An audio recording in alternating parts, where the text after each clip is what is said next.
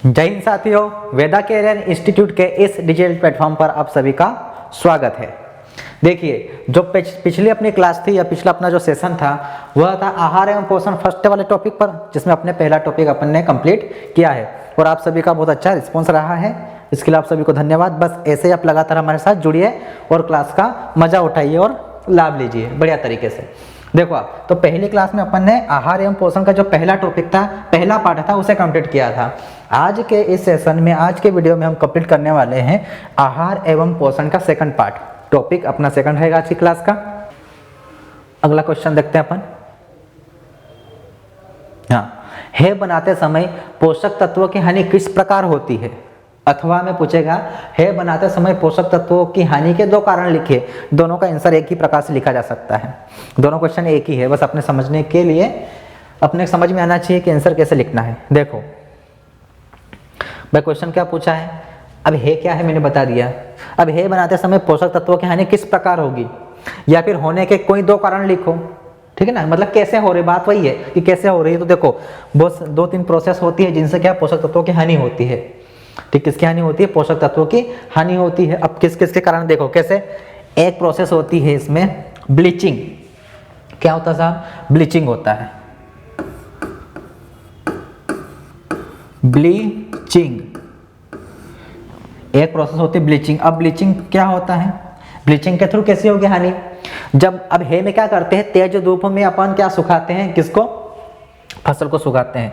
जैसे क्या है, इसके ऊपर मैंने क्या किया है, पूरी क्रॉप को अपनी फैला दी। जो चारा था ना, उसको मैंने इसके ऊपर क्या कर दिया, फैला दिया है। क्या कर दिया? चारे को ये फैला। ये चारा है अपना, क्या है? घास है। समझना इस चीज को। और क्या इधर ये सन है बेचारा, सूर्य है। तेज धूप में सुखाना है।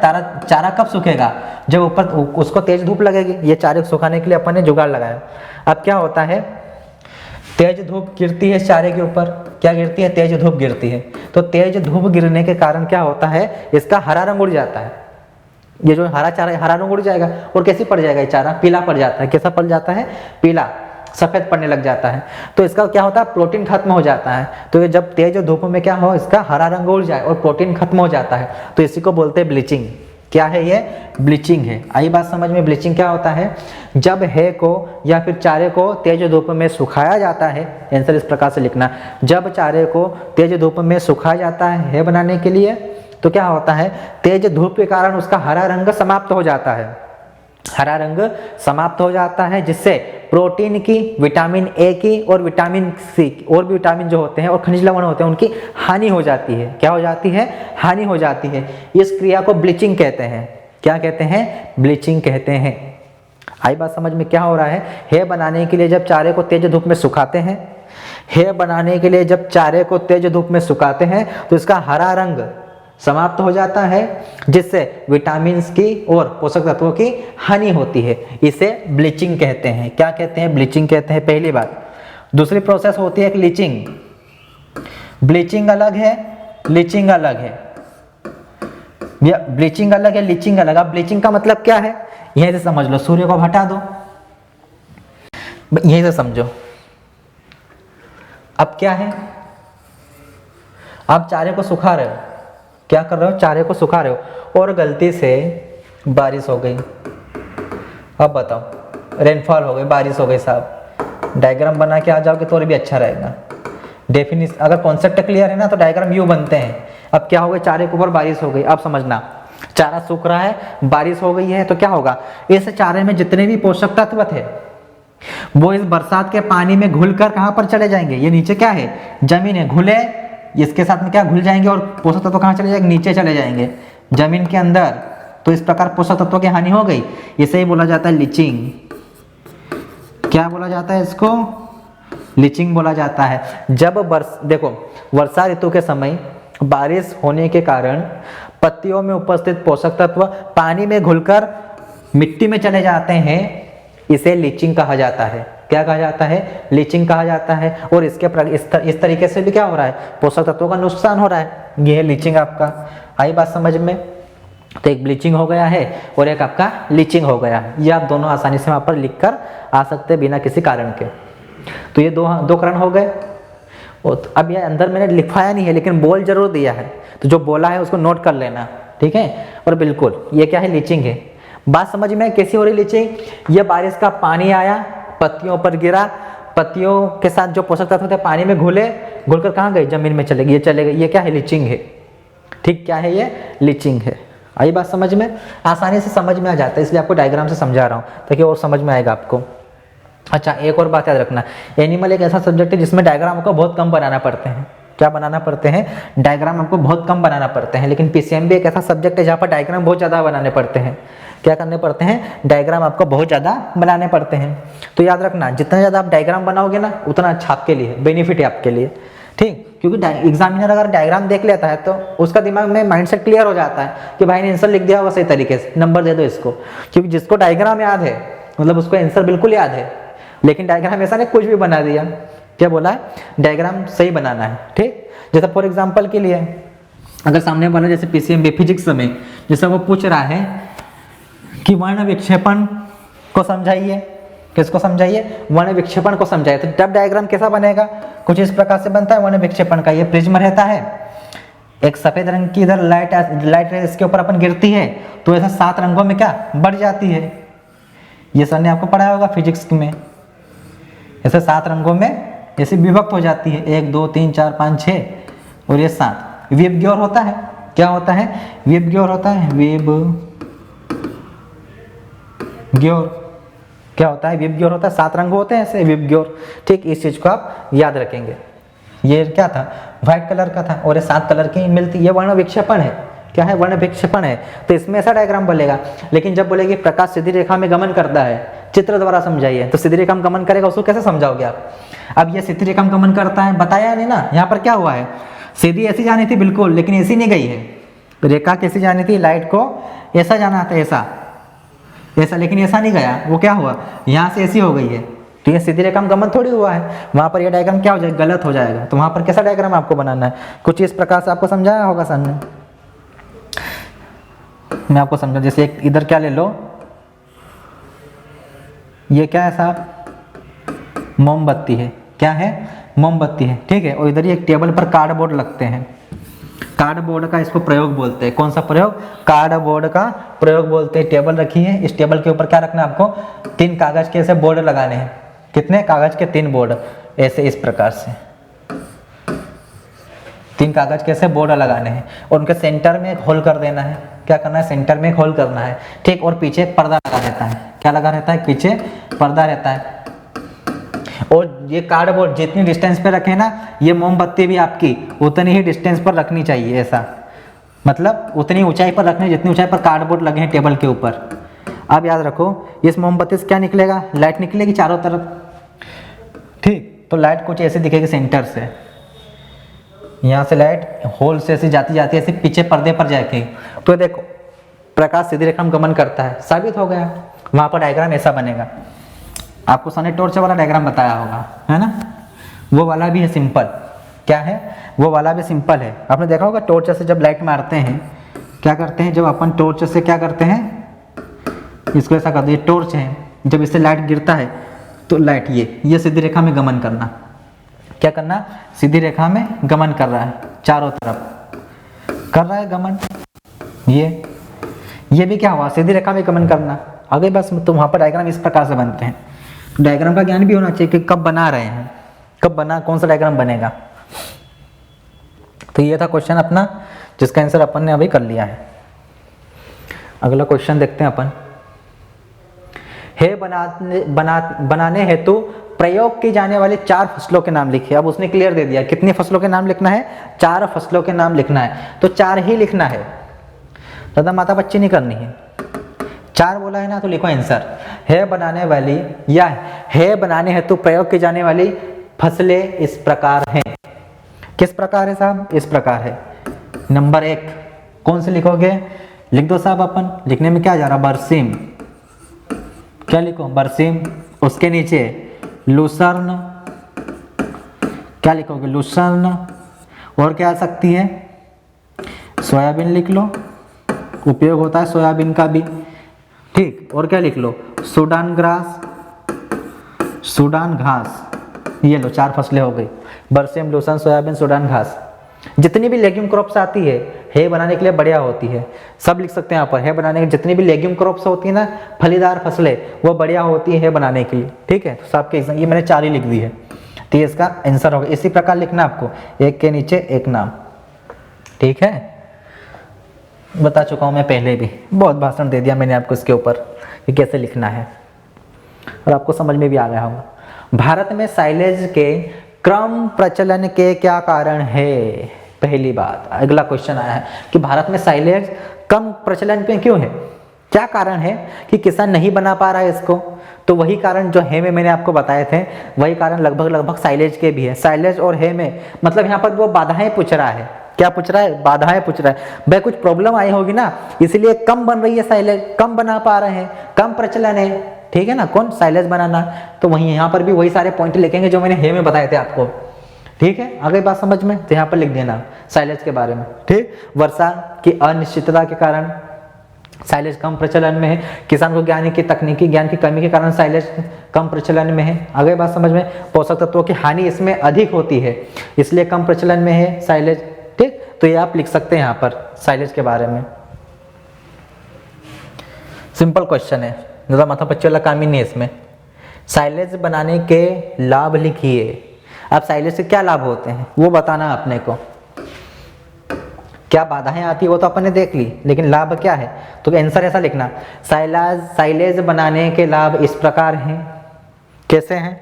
लिखो, एक के नीचे एक के नीचे एक, इस प्रकार से नंबरिंग डालकर, ठीक है ना। अब उसने दिया नहीं है कितने लाभ लिखने हैं, तो 2 नंबर का जब भी क्वेश्चन आए ऐसा, 2 नंबर का जब भी ऐसा क्वेश्चन आता है, मैं आपको बता चुका हूँ कितने लिखना है पॉइंट, वहां पर 4 या 5 पॉइंट लिखना है। कितने पॉइंट लिख के आओगे? 4 या 5 पॉइंट। एक्स्ट्रा खिचड़ी नहीं डालनी है अपने तरफ से। 2 नंबर का तो 4 या 5 पॉइंट लिख के आ जाओ, सफिशियंट है, उससे ज़्यादा उसको नहीं चाहिए सामने वाले को। आगे बात समझ में, तो क्या है साइलेज बनाने के लाभ में? पहली बात, यह स्वादिष्ट होता है, पहला लाभ तो यही है, यह स्वादिष्ट होता है, जिससे पशु इसको बड़े चाव से खाते हैं। भैया क्या होता है? स्वादिष्ट होता है तो पशु क्या होते हैं? बड़े इसको चाव से खा लेते हैं, कोई दिक्कत नहीं आती है, ठीक। दूसरी बात, इसमें सभी पोषक तत्व उपस्थित होते हैं, सभी पोषक तत्व उपस्थित होते हैं। क्यों? क्योंकि पोषक तत्वों की हानि कम होती है, ठीक। साइलेज बनाते हैं जब पोषक तत्वों की हानि क्या होती है? कम होती है। दूसरी बात, साइलेज बनाना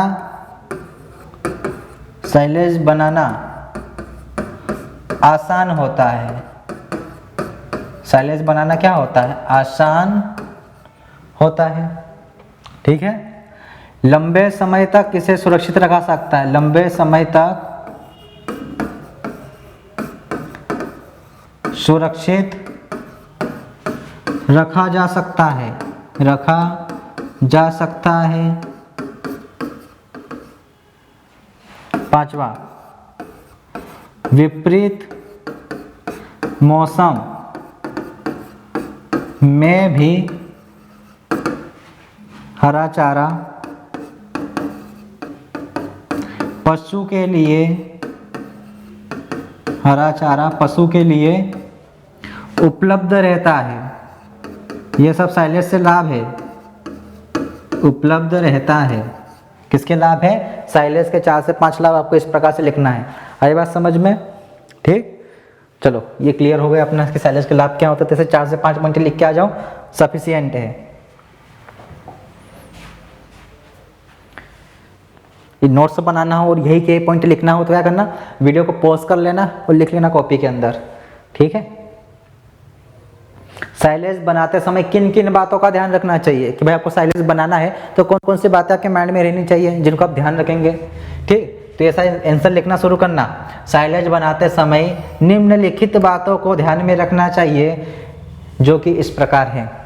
फिर भाई पॉइंट वाइज डाल देना, 1-2 नंबर करके, 1 2 3 4। 4 से 5 बातें लिख के आ जाना, सफिशियंट है। कितनी बातें? 4 से 5 बातें लिख के आ जाना, वो आपकी क्या रहेगी? सफिशियंट रहेगी। अब कौन कौन सी बातें याद रखोगे? तो पहली बात, साइलेज बनाने के लिए ऐसी फसलों का चुनाव करेंगे जिनमें कार्बोहाइड्रेट अधिक हो। क्या हो साहब? कार्बोहाइड्रेट अधिक हो, ऐसी फसलों का चुनाव करना है हमेशा। किसका करना है? जिनमें कार्बोहाइड्रेट अधिक होता है। कार्बोहाइड्रेट किस में अधिक होता है? तो जो अनाज वाली फसलें होती है ना, उनमें कार्बोहाइड्रेट अधिक होता है। जैसे मक्का हो गया, ज्वार हो गया, बाजरा हो गया।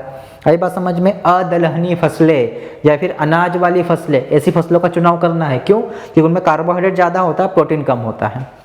ठीक। और दूसरा बात, साइलेज बनाते समय साइलेज में नमी की मात्रा 15 से 18% होनी चाहिए, इससे अधिक नहीं होनी चाहिए। अधिक होगा तो क्या होगा? फफूंद लग सकती है, साइलेज आपकी खराब हो सकती है। क्या लग सकती है?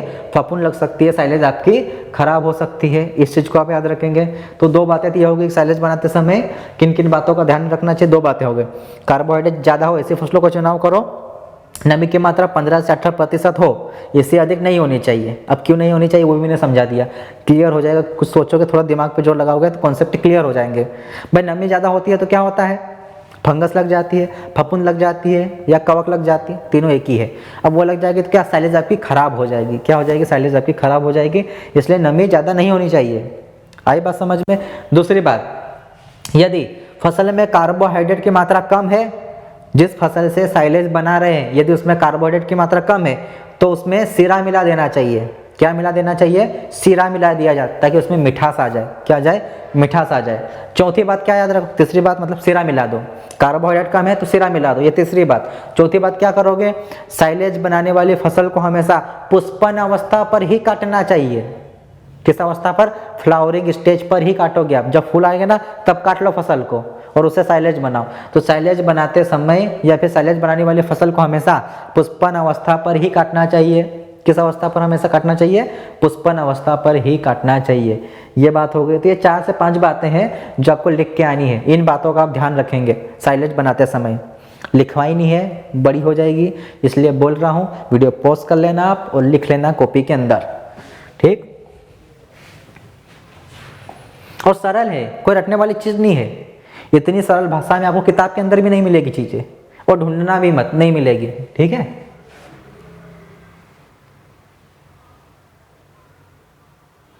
सॉइलिंग विधि के महत्व को समझाइए। भाई सॉइलिंग विधि का महत्व, अब महत्व कब बता सकते हो? जब उसके बारे में आपको पता हो। भाई अगर आपसे कोई पूछ ले, ठीक है ना, कि रोटी खाने का क्या महत्व है, तो पहले रोटी क्या होती, क्या काम करती है, रोटी क्या है, उसके बारे में पता होना चाहिए, तभी तो आप बता सकते हैं उसका बेनिफिट क्या है। ठीक, जैसे अपने को पता है तो अपन बता सकते हैं। अब आपको नहीं पता कि सॉइलिंग विधि का महत्व बताओ, अब सॉइलिंग विधि ही नहीं पता है तो महत्व कैसे समझाओगे आप? ठीक, इसलिए आपको मैं समझा रहा हूँ कि सॉइलिंग विधि होती क्या है। ठीक, सिंपल सी है, सुनना, मैं जो बता रहा हूँ उसको सिर्फ सुनना, कोई डिफिकल्ट नहीं है। ये क्या है? फार्मर का खेत है। कैसा? फार्मर का खेत है। इसमें उसने क्या लगाई है? फसल लगाई है अपनी, चारे वाली फसल है खड़ी है। इसमें क्या है? चारे वाली फसल लगी है खेत के अंदर। तो कुछ नहीं करेगा, जब इसमें फूल आने लग जाएंगे ना, क्या आने लग जाएंगे? फ्लावरिंग हो जाएगी इसके अंदर, फसल के अंदर क्या होगी? फ्लावरिंग होगी। तो कुछ नहीं करना है आपको, हरी अवस्था में काटो और तुरंत पशु को खिला दो। क्या करो? काटो और पशु खिला दो। वहीं काटा और पशु को डायरेक्ट खिला दिया। जैसे खेत में ले गए अपन, क्या लगे? पशुओं को ले गए और खेत में फसल खड़ी है। अब देख लिया यार कि फ्लावरिंग स्टेज आ गई, काटो और वहीं पशु को खिला दो। कई चारे को सुखाने की झंझट नहीं, उसको सुरक्षित रखने की झंझट नहीं। ठीक, इसी विधि को बोला जाता है सॉइलिंग मेथड। क्या बोला जाता है इसको? सॉइलिंग मेथड बोला जाता है। ये चीज याद रखना, ठीक है ना। बस यहाँ से काटना और डायरेक्ट पशु को खिला दो। ठीक, ये होता है सॉइलिंग। जब चारे को काट कर प्रत्यक्ष रूप से पशु को खिलाया जाता है, डायरेक्ट अपन एनिमल को क्या कर रहे हैं? खिला रहे, तो उसको सॉइलिंग कहा जाता है। अब इसके मतलब मुझे बता, इसका महत्व कैसे लिखोगे? सिंपल सी बात बताते हैं। महत्व क्या हो जाएगा? मुझे बात बताओ। डायरेक्ट खिला रहे हो, टाइम लग रहा है? नहीं लग रहा है। मेहनत लग रही? नहीं लग रही है। आई बात समझ में? कोई नॉलेज चाहिए? नहीं चाहिए। तो ये महत्व है। क्या क्या महत्व है? देखो, पहला, सॉइलिंग विधि का महत्व इस प्रकार है। पहला पॉइंट, समय की बचत, समय की बचत होती है। क्या होती है? समय की बचत होती है। ठीक। दूसरा, श्रम या मेहनत अधिक नहीं लगती, मतलब कम लगती है, कम लगती है, मेहनत या श्रम कम लगता है। ठीक। दूसरा, अब तीसरा, तकनीकी ज्ञान की आवश्यकता नहीं, तकनीकी ज्ञान की कोई आवश्यकता नहीं, कोई आवश्यकता नहीं होती। भाई तकनीकी ज्ञान किसको चाहिए? हमको नहीं चाहिए। ठीक है। चौथी बात, खर्चा कम लगता है, खर्चा या फिर व्यय कम होता है। भाई साइलेज बनाने के लिए तो आपको गड्ढा खोदना पड़ेगा, गड्ढा खोदना पड़ेगा तो मजदूर बुलाने पड़ेंगे जो गड्ढा खोदेंगे, ईंट लगेगी, सीमेंट लगेगी, खर्चा लग रहा है। यहाँ कोई खर्चा नहीं, काटो और खिलाओ, काटो और खिलाओ। आगे बस मतलब रेडीमेड माल दे रहे अपन एनिमल को डायरेक्ट, ले भाई तू खा। कोई तो साइलेज वाले हो, साइलेज ना है का चक्कर ना साइलेज का चक्कर, बस काटो और पशु को डायरेक्ट खिला रहे, तो ना टाइम लग रहा ज़्यादा, ना मेहनत लग रही ज़्यादा, ना आपको कोई ज्ञान की आवश्यकता। आप काटने में क्या नॉलेज, बस काटना है, काट दो। दूसरी बात, खर्चा भी कम लग रहा है, ना गड्ढा बनाना पड़ रहा है, ना मजदूर लग रहा है, कुछ नहीं लग रहा है। अगर ये बात समझ में, तो खर्चा या वही भी कम होता है। तो ये 4 पॉइंट लिख के आ जाना, क्यों? क्योंकि 2 नंबर का है। कितने नंबर का है? 2 नंबर का है। और जो भी आपको समझ में आया, जो मैंने आपको समझाया, और आप इसमें इंक्लूड कर सकते हैं। ठीक है, कोई दिक्कत वाली बात नहीं, बस समझ में आना चाहिए वो चीज़ है क्या। अभी मैंने आपको बताया, खेत में फसल खड़ी है, देख लिया फूल आ गए हैं, काट दो, पशु डायरेक्ट खिला दो। बाहर पशु खड़ा है, काटा ना, उसको खिला दिया। अब बताओ इसमें मुझे क्या लगा? क्या नॉलेज चाहिए? नहीं चाहिए। टाइम कितना लग रहा है? क्या बहुत 4 से 5 महीने लग रहे हैं बनने में, साइलेज बनने में लग जाते हैं 4-4, 5-5 महीने, इसमें लग रहे हैं? नहीं लग रहे हैं। आई बात समझ में? तो ऐसे करना आपको। तो मैं इतनी कोशिश, जब आपको पढ़ाता हूँ तो मैं कोशिश करता हूँ आपके कॉन्सेप्ट क्लियर हो। क्या क्लियर हो? कॉन्सेप्ट क्लियर हो। साइलेज बनाने की गर्त विधि के गुण लिखिए। गर्त मतलब होता है गड्ढा विधि, पिट मेथड। कौन सी मेथड साहब? पिट मेथड जो होती है, गड्ढा विधि, जो गर्त विधि होती है, उसके महत्व के बारे में बताना है, उसके गुण के बारे में बताना है, उसके गुण क्या होते हैं। तो आंसर भाई क्या लिखोगे साहब? आंसर में इस प्रकार से लिखना कि साइलेज बनाने गर्त विधि के गुण इस प्रकार है। क्या लिखेंगे? गुण इस प्रकार है। ठीक। पहला, साइलेज अच्छी प्रकार से बनती है, साइलेज अच्छी बनती है। अब ये नहीं बोलूंगा कि उत्तम बनती है, अच्छी लिख के आना, उत्तम मत लिख के आना। पहली बात, क्यों नहीं लिख के आओगे अभी समझाऊंगा, कारण हर एक चीज के पीछे कारण होता है। ठीक है। पोषक तत्व की हानि कम होती है, पोषक तत्वों की हानि कम होती है, की हानि कम है। तीसरा, कम स्थान की जरूरत होती है, कम स्थान की आवश्यकता होती है, कम स्थान की आवश्यकता होती है। ठीक। ये क्या है? सब इसके गुण है, तो ये गुण लिख के आ सकते हैं। साइलेज बनाने की गर्त विधि के ये गुण होते हैं। 2 नंबर का ये आएगा, तो ज़्यादा बड़ा लिखने की जरूरत नहीं है। अब देखो मैंने यहाँ बताया साइलेज अच्छी बनती, उत्तम क्यों नहीं बनती? तो साइलेज बनाने की कुछ मेथड है। क्या है साहब? साइलेज बनाने की कुछ मेथड होती है, जिसमें सबसे बेस्ट मेथड होती है। जैसे सबसे बेस्ट साइलेज बनता है, उसमें क्या करते हैं, ये सॉइल की सरफेस है, ये भूमि की सतह है। ठीक। इसके ऊपर अपन क्या बना लेते हैं? टावर बना लेते हैं। क्या बनाते हैं? टावर बनाते हैं। इस प्रकार से क्या बनाते हैं? टावर बनाते हैं। और इसको अपन क्या करते हैं? भरते जाते हैं। क्या करते हैं? भरते जाते हैं। अच्छे दबा दबा कर भरना है, पूरा भर देते हैं। इसको बोला जाता है tower method, tower method of silage. Silage बनाने की कैसी मेथड ही है? टावर मेथड है। कौन सी मेथड है साहब? ये टावर विधि साइलेज बनाने की सबसे बेस्ट होती है, और इसी से साइलेज सबसे अच्छा बनता है। ठीक। मैक्सिमम इसकी हाइट कितनी होनी चाहिए? यहाँ से यहाँ तक हाइट, इसकी हाइट होनी चाहिए मैक्सिमम 9 मीटर। और ये वाइडनेस कितनी होनी चाहिए? चौड़ा कितना होना चाहिए? चौड़ाई, चौड़ाई कितनी रखोगे साहब इसकी? 6 मीटर। चौड़ाई 6 मीटर और ऊंचाई 9 मीटर।